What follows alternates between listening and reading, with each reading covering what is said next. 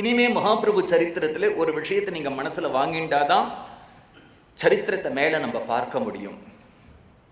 இனிமே ரெண்டு விதமா இருப்பார் அவர்.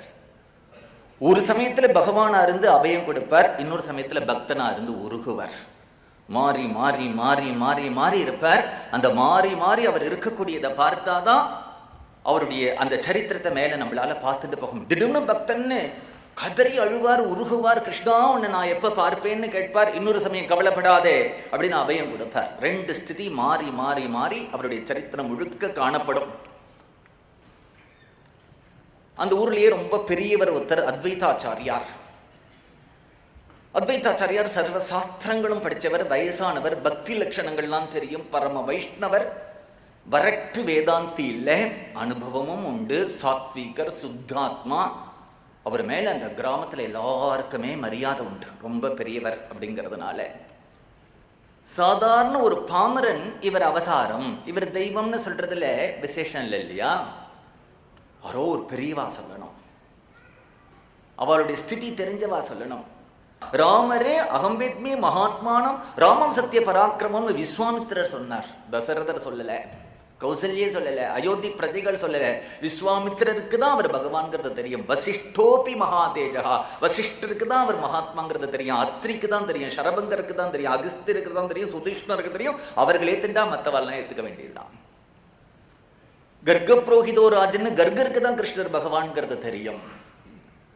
அதனாலே ஒருத்தர் மகான்கா அவதார புருஷனா அப்படிங்கிறதுக்கு எது பிரமாணம்னா, உன் வாக்கும் என் வாக்கும் பிரமாணம் இல்லை, மகான்களுடைய வாக்கு தான் பிரமாணம். இப்போ அத்வைதாச்சாரியருடைய அபிப்பிராயம் என்ன அப்படின்னு தெரிஞ்சுக்கிறதுல அந்த நவத்வீப வாசிகளுக்கு ரொம்ப அக்கறை இருக்கு. நிறையா பேரா அத்வைதாச்சாரியார் வீட்டுக்கு போறா. நம்ம ஜெகநாத மிஸ்ரருடைய பையனை பத்தி கேள்விப்பட்டேளோ? இப்பெல்லாம் பழைய மாதிரி இல்லையா? எப்படி இருந்தார் நவத்வீபத்துல? திக்விஜய பண்டிதரோட வாதம் பண்ணினார். இந்த மார்க்கெட்ல போனா எல்லாரையும் கலாட்டா பண்ணுவார், துணிக்கடையில புந்து துணியை கேட்பார், வாழைப்பூ கடனோட சண்டை போடுவார், கங்கையில ஸ்நானம் பண்ண போனா நீச்சல் அடிப்பார், பசங்களோட ஜலக்கிரீட பண்ணுவார்.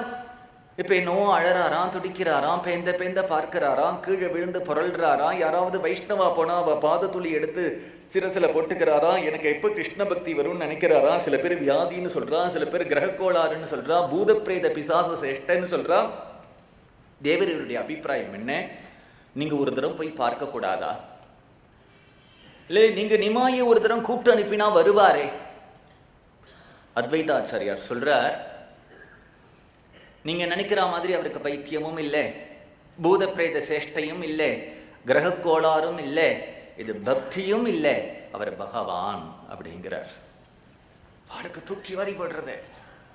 அத்வைதாச்சாரியாரா அப்படி சொல்றது? ஆமா, நான் சின்ன குழந்தையா இருக்கும் பொழுது எனக்கு கமலாட்சன்னு பேரு. பாரத தேசம் முழுக்க யாத்திரை பண்ணிட்டு வரும்பொழுது மாதவேந்திரபுரின்னு ஒரு மகாத்மாவை பார்த்தேன். அந்த மாதவேந்திரபுரிங்கிற மகாத்மாட்ட அழுதேனா.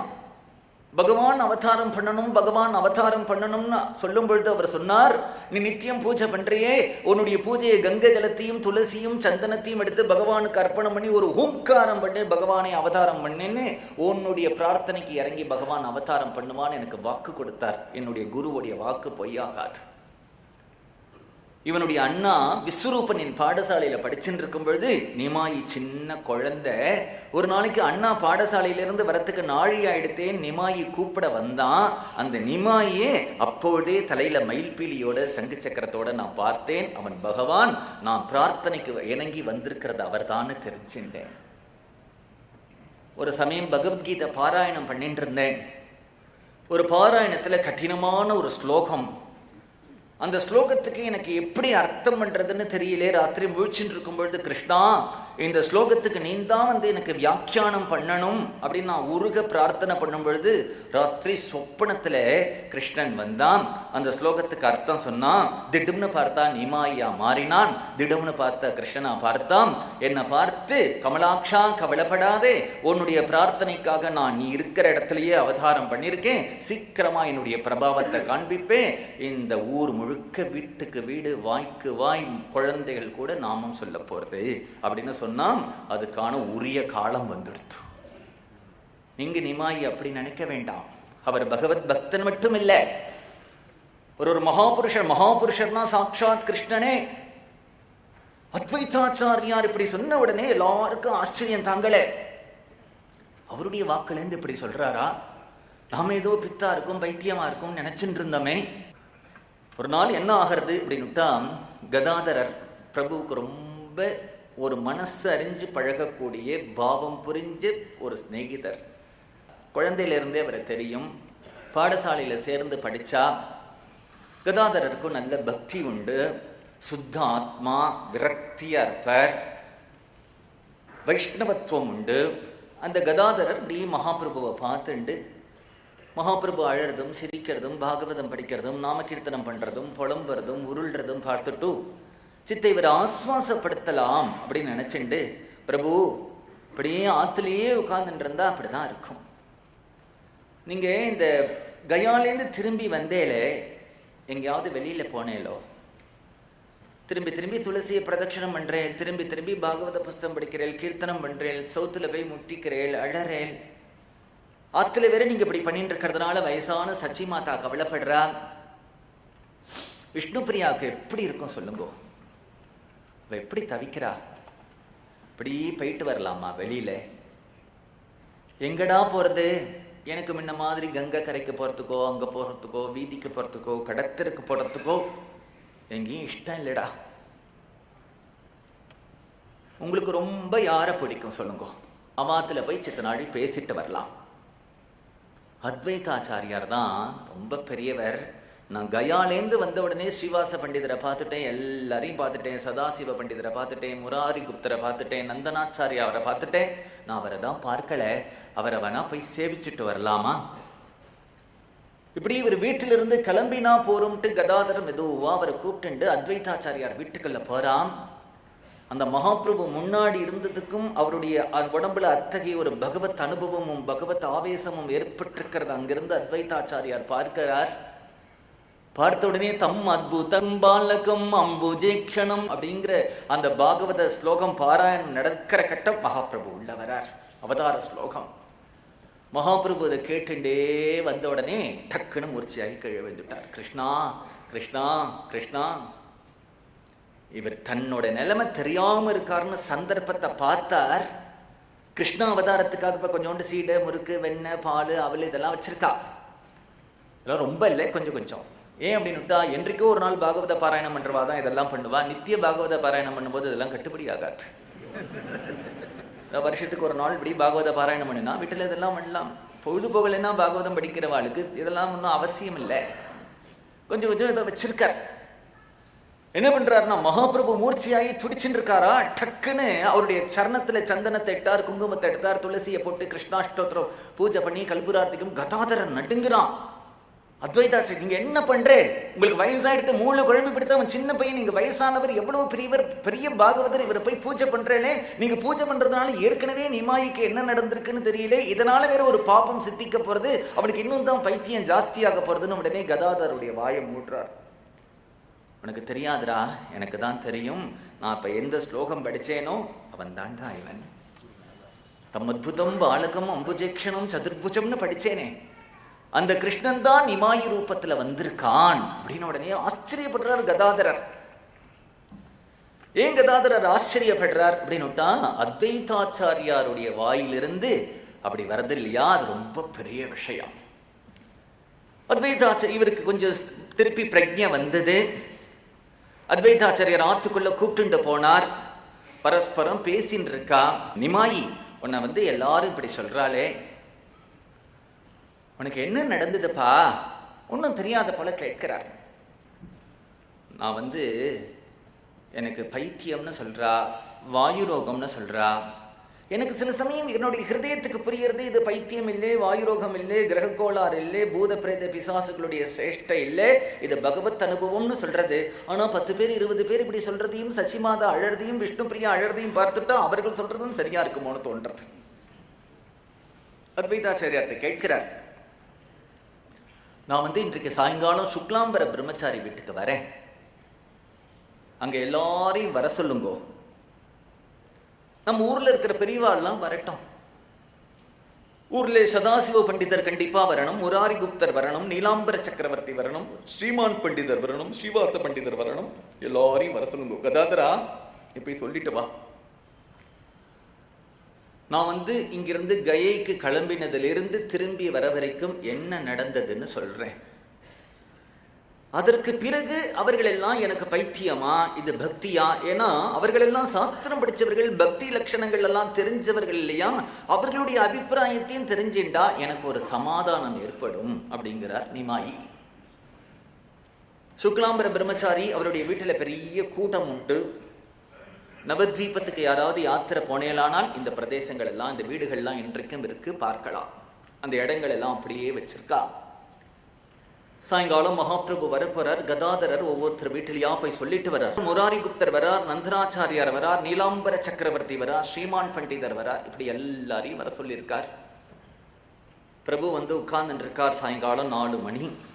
பெரியவாள்லாம் வந்திருக்கா. கதாதரர் மட்டும் எல்லாரையும் வர சொல்லிட்டு என்ன நடக்கிறதுங்கிறத ஒளிஞ்சிட்டு பார்க்கிறார்.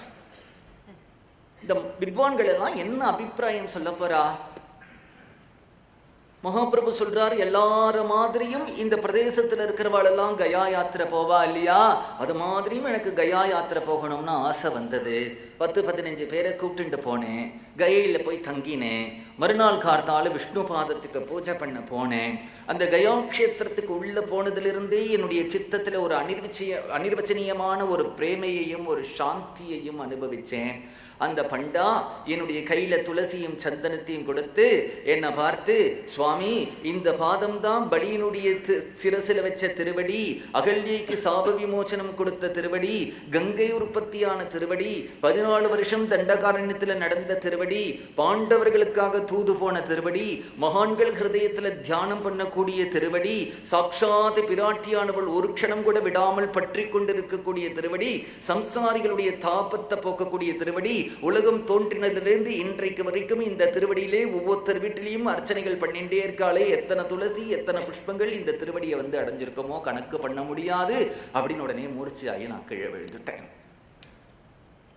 ஒவ்வொரு ராத்திரியும் ஒவ்வொரு கோவிலையும், பார்த்தசாரதி கோவில் இருந்து எத்தனை கோவில்ல கார்த்தாலேருந்து சகசிரநாம அர்ச்சனை வாங்கிண்டு விஸ்வஸ்மை நமகான்னு ஆரம்பிச்சு அர்ச்சனை பண்றாளே, உலகம் தோன்றின நாளிலிருந்து எத்தனை அர்ச்சனை பெருமாள் திருவடியை போய் அடைஞ்சிருக்கும், எவ்வளவு புஷ்பங்கள் அடைஞ்சிருக்கும், எவ்வளவு துளசி அடைஞ்சிருக்கும், அதுக்கு ஒரு கணக்கு பண்ண முடியுமா? அத்தனை போய் அடைஞ்சிருக்கேன்.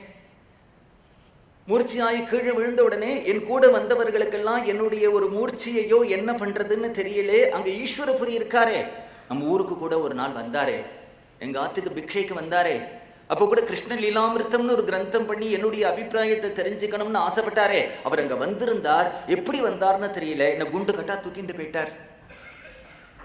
நான் தங்கியிருக்கிற ஜாகையில வச்சு என்ன ஆஸ்வாசப்படுத்தினார். ஒரு மகாத்மாவுடைய தரிசனம், இப்பதான் விஷ்ணு பாதத்தினுடைய தரிசனம், ஒரு சன்னியாசியுடைய தரிசனம் கிடைச்சதுன்னு சந்தோஷப்பட்டேன். அவர் ஆதித்யத்துக்கு கூப்பிட்டேன். பாயசம் பண்ணி, பச்சடி பண்ணி, கரமது பண்ணி, வடை பண்ணி, அவருக்கு ரொம்ப அழகா பிக்ஷை பண்ணினேன். சாப்பிட்டார். சாப்பிட்டுட்டு எனக்கு மந்திர உபதேசம் பண்ணணும்னு ஆசைப்பட்டார்.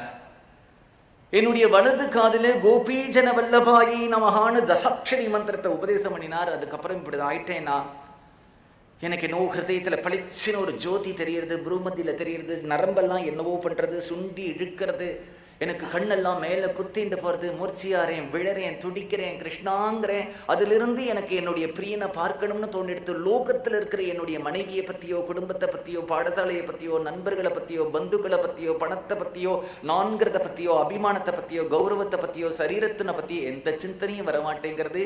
ஒரே ஒரு சிந்தனை கிருஷ்ணனை பற்றி தான் வருது. பிருந்தாவனம் போகணும்னு தோன்றது. இவ்வளவு நாட்கள் வாழ்க்கையை வியர்த்தமாக்கிட்டமே. அந்த பிருந்தாவனம் எங்க இருக்கு?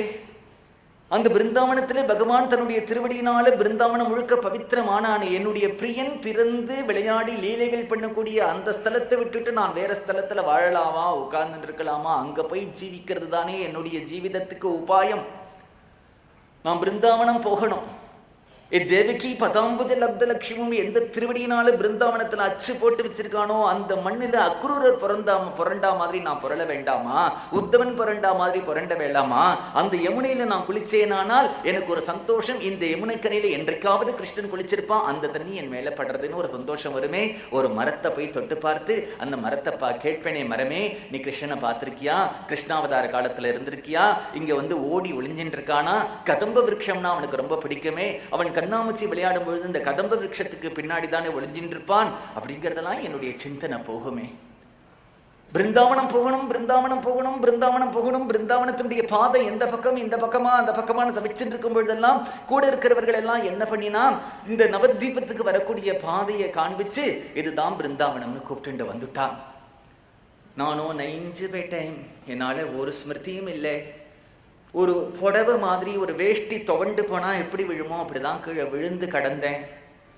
இவர்கள் எல்லாம் தூக்கிண்டு ஆசுவாசப்படுத்தி தீர்த்தம் கொடுத்து தண்ணி தெளிச்சு எப்படியோ கூப்பிட்டு வந்தா.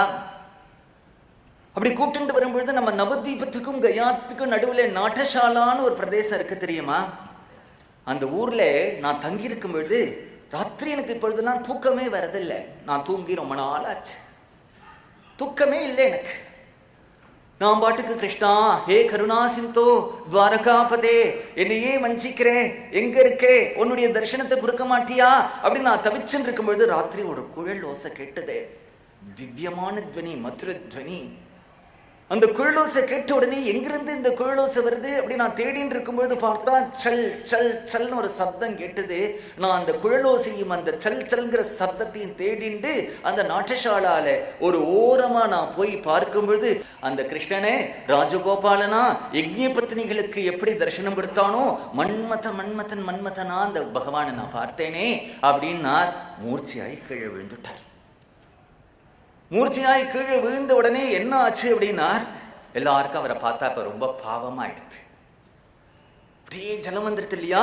அங்கிருந்து என்ன பண்ணினார், முதல்ல சதாசிவ பண்டிதர் சரி தன்னுடைய பங்குக்கு அவரை கொஞ்சம் எழுப்புவோன்ட்டு நிமாயி எழுந்துரு தொட்டார். ஷாக் அடிக்கிற மாதிரி அவர் போய் தூரக்க விழறார். அவர் கிருஷ்ணா கிருஷ்ணா கிருஷ்ணான்னு கத்துறார். முராரி குப்தர் கொஞ்சம் தொடைக்கலான்னு போனா அவருக்கு அந்த பிரேம தொத்திக்கிறது, அவர் பைத்தியம் பிடிச்ச மாதிரி ஆடுறார். நீலாம்பர சக்கரவர்த்தி அவர் ஆசுவாசப்படுத்துறார், அவருக்கு பக்தி வருது. இப்போ மகாபிரபு தன்னுடைய கயா யாத்திரையை சொல்றேங்கிற வியாஜத்துல எல்லாருக்கும் பிரேமைய தானம் பண்றார். பிரேம தானத்தினாலே அவரை தொடரவா, பார்க்கிறவா, சம்பந்தப்படுத்துறவா, ஆசுவாசப்படுத்துறவா எல்லாம் சவுத்துல போய் முட்டிக்கிறதும் அழறதும் பிரேமையில துடிக்கிறதும். அப்படி இருக்கும்பொழுது மகாபிரபு கதாதரா நீ மட்டும் இங்கே ஒளிஞ்சின்னு இருக்க, வெளியில வா அப்படிங்கிறார். கதாதரன் அப்படியே திக்கு பிரேம பிடிச்சு நிக்கிறான். நின்ன உடனே அவனை காட்ட ஆலிங்கனம் பண்ணிக்கிறார், குதிக்கிறான். அன்றைக்கு மகாபிரபு தன்னுடைய ஹிருதயத்தில் இருக்கக்கூடிய அந்த பிரேமையே அந்த சத்சங்கங்கிற வியாஜத்திலே பிரேமனா இது, பிரேமனா கண்கள்ல இந்த ஜலம் வர்றது, பிரேமனா கத்கதம், பிரேமனா மேனிசில் இருக்கிறதுங்கிறது இல்லாம எல்லாருக்கும் பிரேமையை வாரி இறைச்சார். இனிமே அவருடைய அனுபவத்தை யார் தான் பேச முடியும், யார் தான் ஆக்ஷேபிக்க முடியும்?